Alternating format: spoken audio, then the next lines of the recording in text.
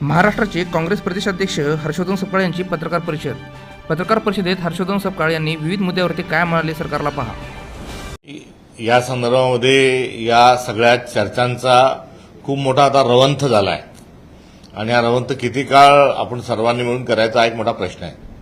मुळात अशा प्रकारच्या वारंवार चर्चा होणं हे दीर्घकाळ चर्चा होणं हे चुकीचं आहे आणि या संदर्भामध्ये राष्ट्रवादी पक्षाने त्यांच्या पक्षातल्या नेत्यांनी या संदर्भामध्ये स्पष्ट स्वरूपाची भूमिका सांगितली आहे. जयंत पाटील साहेब हे का भेटायला गेले याचं उत्तर, वर्षा निवासस्थानी का गेले याचं उत्तर त्यांनी दिलंय. सुप्रियाताईंनी देखील या संदर्भामध्ये इंडिया अलायन्स बैठकीमध्ये आम्ही एकत्रित बसून चर्चा करू असंही सांगितलंय. मात्र तरी देखील आता या चर्चा थांबत नाही. मला असं वाटतं की त्यांच्या बोलण्यावर आपल्याला विश्वास ठेवायला काही हरकत नाही आणि हा त्यांच्यावर आपण विश्वास ठेवत नसल्यामुळे जणू काही आता ओपन सिक्रेट झालंय अशा प्रकारचं एक वातावरण तयार केलंय. अशा प्रकारचं चित्र हे राजकीय दृष्टिकोनातून काही योग्य नाही. पार्थ पवार केंद्रात मंत्री होतील अशी शक्यता वर्तवली जाते. ते व्हावेत म्हणून त्यांच्याच प्रदेश उपाध्यक्षांनी एसीएमला पत्र लिहिलंय. त्यानंतर पटेल तटकरे यांनी मुख्यमंत्र्यांची भेट घेतली. एक सुप्त संघर्ष राष्ट्रवादीत बघायला मिळतो. भाजपच्या आतल्यात संघर्ष, भाजपचा आणि एकनाथ शिंदेचा संघर्ष, या दोघांचा राष्ट्रवादीशी संघर्ष, राष्ट्रवादीच्या आतल्यात संघर्ष. त्यामुळे आता हे सत्ताधारी पक्ष जे आहेत हे महाराष्ट्राच्या करमणुकीचा जणू यांनी काही ठेकाच घेतला आहे असं म्हणायला काही हरकत नाही.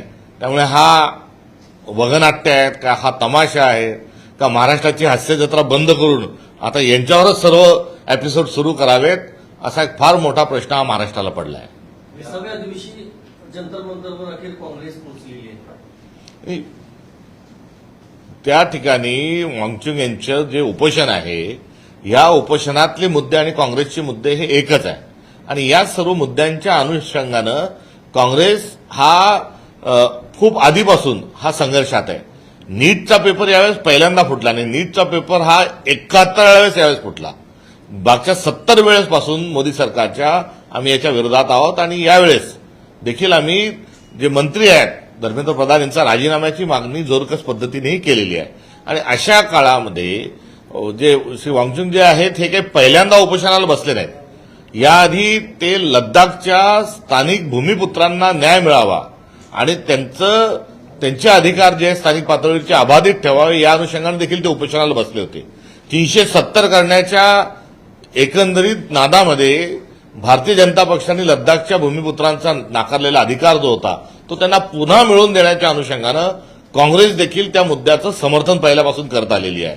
आणि आता उपोषणाला बसल्यावर आज जरी आमचे त्या ठिकाणी कोणी प्रतिनिधी गेले असतील तर त्यांच्या मुद्द्यांशी आम्ही सहमत आणि आमचे आणि त्यांचे मुद्दे एकच होते. मात्र राहुल गांधी आणि काँग्रेस यंदा त्या आंदोलनाशी जोडून बघण्याची आवश्यकता नाही. मूळ मुद्दा आहे की मोदी का नाही गेले, मूळ मुद्दा आहे की मंत्र्यांनी राजीनामा का नाही दिला. त्यामुळे मूळ मुद्दा जो आहे मोदी का नाही गेले, मोदींनी का दखल घेतली नाही, मोदींनी या संदर्भात मन की बात का केली नाही हे आपण विचारायला तयार नाही. काँग्रेस गेली का नाही गेली का, राहुल गांधी काय म्हणतात, म्हणजे एकंदरीत मुद्दा सोडून दुसरीकडे भरकटण्याचं जे कौशल्य भारतीय जनता पक्षांनी काही हस्तकांना सोबत घेऊन जे चालवलंय त्याची प्रचिती या निमित्तानं मात्र येते. मूळ मुद्दा हा आहे की धर्मेंद्र प्रधान यांनी राजीनामा दिलाच पाहिजे आणि या उपोषणाची दखल नरेंद्र मोदी का घेत नाही.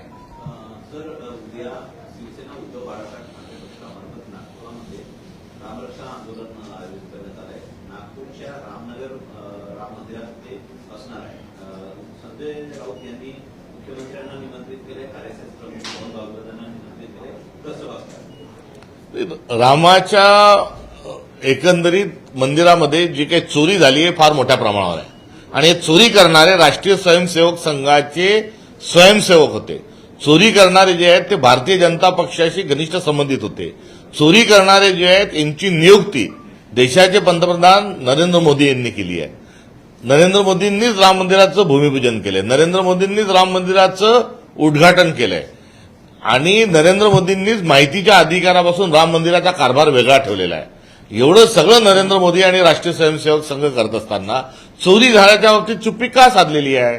चंपतराय नावाचा अट्टल दरोडेखोर गुन्हेगार हा त्या ठिकाणी चोरी करतो, धोतर सीसीटीव्हीवर लावतो, सीसीटीव्ही गायब होतात, 1400 कोटीच्या राम मंदिरातल्या वर्गणीचं देणगीचं कुठे हिशोब नाही, ज्या विठा असंख्य भारतातून तयार झाल्या त्याचं कुठे नामोनिशाण नाही, 200 कोटीच्या चांदी सिद्धी समाजाची ती दिसत नाही, अनेक जडे व्यवहारात हे कुठेतरी गायब झालेले आहेत. एवढ्या कोट्यावधीचा भ्रष्टाचार असताना एक थातूर मातूर एसआयटी केली आहे. त्या एसआयटीची हैसियत काय, त्या एसआयटीचे अवकात काय, तर ते ताटाखालचे 2 मांजर असणारे 2 अधिकारी त्यात नियुक्त केले.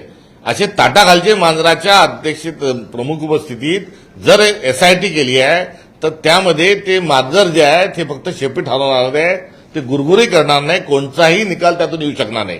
त्यामुळे सुप्रीम कोर्टाच्या न्यायमूर्तीच्या अध्यक्षतेखाली पारदर्शक स्वरूपात या संपूर्ण प्रकरणाची चौकशी व्हावी हा मूळ मुद्दा आहे. आणि या मुद्द्याला आरएसएस भारतीय जनता पक्षी बगल देत आहे आणि रामरक्षेच्या निमित्तानं उभाटाने त्यांना जे निमंत्रण दिलं ते बरोबर आहे. मात्र त्याच्यात धमक आणि हिंमत असेल आणि ते खरंच रामभक्त असतील तर त्यांनी यावं. अन्यथा रामनाम जपना परायनाम आपना हे ब्रीद वाक्य राष्ट्रीय स्वयंसेवक संघाचं आणि भारतीय जनता पक्षाचं झाल्याशिवाय राहणार नाही. मुंह में राम और बगल में दत्तूराम ही त्यांची प्रवृत्ती असल्याचं पुन्हा एकदा सिद्ध होत आहे. महाराष्ट्र प्रदेश काँग्रेस कमिटी मार्फत एक चर्चासत्राचं उद्या आयोजन करण्यात आलं आहे. अमेरिका इराण युद्ध व भारतावर होणारे परिणाम कोण कोण उपस्थित असणार आहे? या संदर्भात चर्चा झाली पाहिजे. भारताच्या नागरिकांपुढे सगळी बाजू आली पाहिजे. आपल्या देशाची जी एक परंपरा आहे, आपल्या देशाची जी शक्तिस्थान आहेत ती आपण ओळखून आपण सत्यावर पडदा न टाकता आपण पुढे गेलं पाहिजे. डोळोसून आपण पुढे गेलं पाहिजे. आता विश्वात्मके देवे ही आपली आध्यात्मिक भूमिका आहे.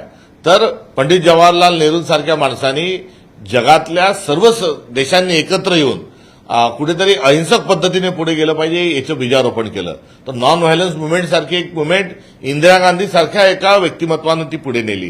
त्यामुळे आपण या अर्थानं जगामध्ये भारताची एक आध्यात्मिक राजकीय विश्वबंधुत्वाची विश्वमैत्रीची जी भूमिका आहे ती पुढे घेऊन जात असताना सुरक्षा विषयक कुठल्याही प्रकारचं चर्चा आणि डिस्कशन होत नाही. त्यामुळे वर्क लोकली आणि थिंक ग्लोबली हा जो भारतीय माणसाचं जे मनमस्तिष्क असलं पाहिजे तिथे आपण कुठेतरी जात नाही. विश्वगुरूसारख्या थोतांड घोषणा दिल्या जातात आणि त्यावर आपण खरोखर बलसागर भारत हो विश्वात शोभने राहो हे मूल्य जोपासण्यामध्ये कुठेतरी कमी पडतोय.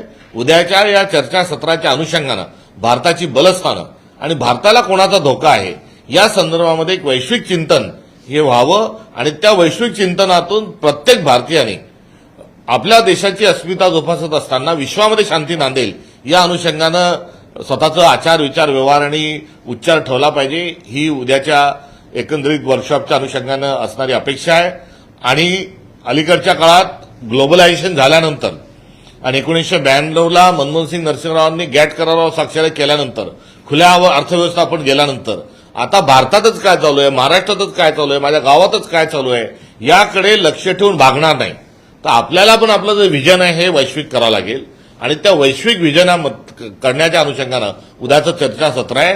भारतीय जनता पक्ष आपल्या डोळ्याला झडपं ठेवून आपल्याला जे चालवत आहे त्या चालवण्यामध्ये ती झडपं डोळ्यापुढची काढून टाकावी हा एकंदरीत उद्याच्या चर्चासत्राच्या मागचा हेतू आहे. आपण विदर्भात म्हणता, पूर्व विदर्भामध्ये धान उत्पादक शेतकरी मोठ्या प्रमाणात आहेत. मुख्यमंत्री देवेंद्र फडणवीस यांनी हिवाळी अधिवेशनामध्ये वचन दिलं होतं की धान बोनसच्या अनुषंगानं 20,000 प्रति हेक्टरी त्यांना देण्यात येईल. मात्र अजूनही कुठली सरसकट कर्जमाफी तर नाहीच आहे, मात्र धान बोनस अनुत्तरित आहे. आपण सांगितल्यानुसार मागच्या अधिवेशनामध्ये देवेंद्र फडणवीसांनी वचन दिलं, पण जिथे देवेंद्र फडणवीस वचन देतात तिथे नक्की घात आहे, नक्की धोका आहे आणि आता पाठीत खंजीर खुपसला जाणार आहे याची खात्री सर्वांना बाळगावं लागेल. अशा प्रकारचं एकंदरीत त्यांचं चरित्र आता हे महाराष्ट्रामध्ये मुख्यमंत्री म्हणून निर्माण झालेलं आहे. त्यामुळे त्यांनी जसे बोलले तसा चालय त्याची वंदावी पावले अशी म्हण आहे. मात्र याच्या उलट ते करतात. म्हणजे आपण काय करायचं, म्हणजे पायातलं काही काढायचं का काय काढायचं असं मी म्हणणार नाही.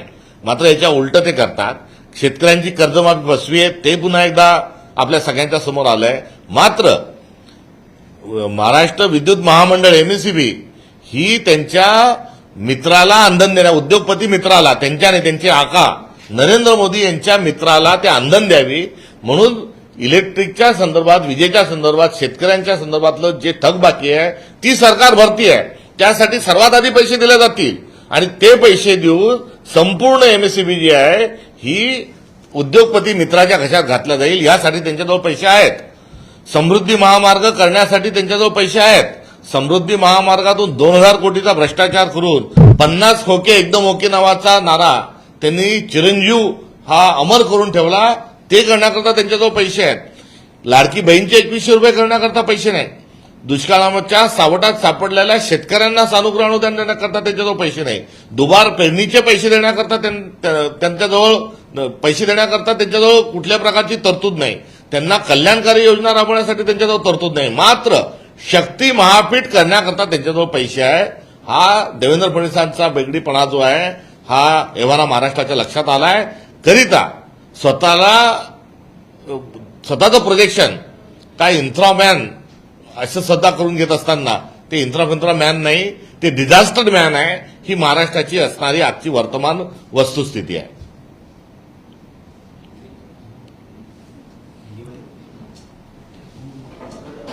राजनीतिक जो घटनाएं सामने आ रही है, लगातार बैठकों का दौर जारी है और इस अटकलें सामने आ रही कि एनसीपी जो है वो एनडीए के साथ जाएगी. चर्चा लगातार जारी है और बैठकें जो है उसमें हवा देने का काम कर रही है. लगातार इस प्रकार से चर्चा हो रही है. सुबह दोपहर शाम अलग अलग खबरें जो आ रही है, ये खबरें आना थोड़ा आश्चर्यकारक है. वास्तव में इस दल के जो नेता है उन्होंने बार बार लगातार कहा है कि हम इंडिया अलायंस के साथ हैं और इंडिया अलायंस के साथ ही हम 19 तारीख को सारे विषय के माध्यम से चर्चा करेंगे. मगर इसके बावजूद जो चर्चा हो रही है ये दुर्भाग्यपूर्ण है. राम रक्षा आंदोलन उद्धव जी का जाने वाले नागपुर में उन्होंने संघ प्रमुख और मुख्यमंत्री को पत्र लिखा है और कहा है कि आप भी आइए. राम नाम जपना पराया नाम अपना, ये राष्ट्रीय स्वयंसेवक संघ का और भारतीय जनता पक्ष का मूल मंत्र है. मुंह में राम और बगल में नथुराम, ये उनका किरदार है.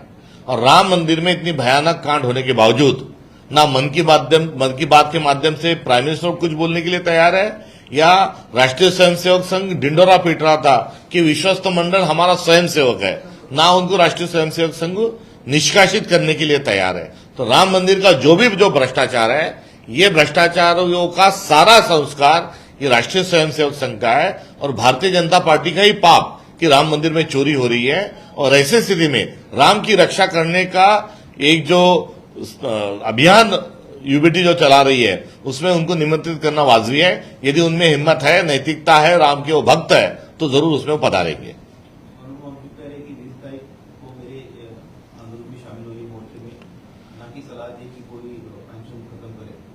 वांगचुक जी का ये अनशन जो है इसके पहले भी वो बैठे थे. मैं आपको याद दिलाता चलूं कि वांगचुक जी पर कोई उन पर केस या कोई मुकदमा न होने के बावजूद उनको एंटी नेशनल करार देते हुए भारतीय जनता पार्टी ने उनको राजस्थान की जेल में भी सलाखों के पीछे डाला था. उनको सलाखों के पीछे डालते समय भी कांग्रेस ने उस चीज का खंडन किया था. इतना ही नहीं तो 270 को लगाने के चक्कर में जो लद्दाख का भूमिपुत्र है उसके अधिकारों का हनन हुआ था, उसको लेकर भी अनशन को लंबा बैठे थे.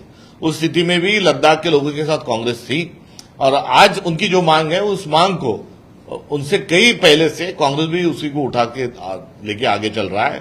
इसलिए हर हाल में जो धर्मेंद्र प्रधान है उनका इस्तीफा होना चाहिए और नीट के एग्जाम में पारदर्शिता जरूर लाना चाहिए. राहुल गांधी गए नहीं गए, कांग्रेस का क्या स्टैंड है, ये मुद्दा नहीं है. नरेंद्र मोदी क्यों नहीं है 20 दिन के बाद, ये मुद्दा है. धर्मेंद्र प्रधान ने इस्तीफा क्यों नहीं दिया, ये मुद्दा है. इस मुद्दे से ध्यान भटकाने के लिए भारतीय जनता पार्टी अनशन स्वरूप के प्रोपोगंडे कर रहा है. मराठी कुणाल कामरानं असं म्हटलंय जंतर मंतरवर गेल्यानंतर सीता के पती असं म्हटलेलं आहे. रामांचं नाव डायरेक्टली घेतलं नाही, त्याच्यावरून टीका होते कामरावर. आता राधेचा पती, सीतेचा पती हे आपल्या असणाऱ्या आध्यात्मिक ठेवी आहे आणि या संदर्भामध्ये सीतामाऊलीच्या पतीच्या संदर्भामध्ये उल्लेख करणं हा काही चुकीच्या अर्थाने घेतलेला नाही. मात्र राम जे आहेत त्याच्यावर आमचीच मालकी आहे असा टेंबा मिरवणाऱ्या लोकांना हे गळे उतरणं अवघड आहे. हे राम म्हणणाऱ्या आमचा सर्वोच्च नेता हे राम म्हणून त्यांचा मृत्यू झालेला आहे. त्यामुळे त्यांच्याजवळ कुठल्याही प्रकारची करुणा नाही, ते या अनुषंगाने पुन्हा एकदा सिद्ध झालंय. पडळकरांनी पोस्ट केली आहे, जयंत पाटील यांना आता चांगली आता कलगीतुरा जो आहे हा महाराष्ट्रात वेगवेगळ्या ठिकाणी सुरू आहे. विकासावर, समस्येवर कोणी बोलायला तयार नाही, दुर्दैव आहे.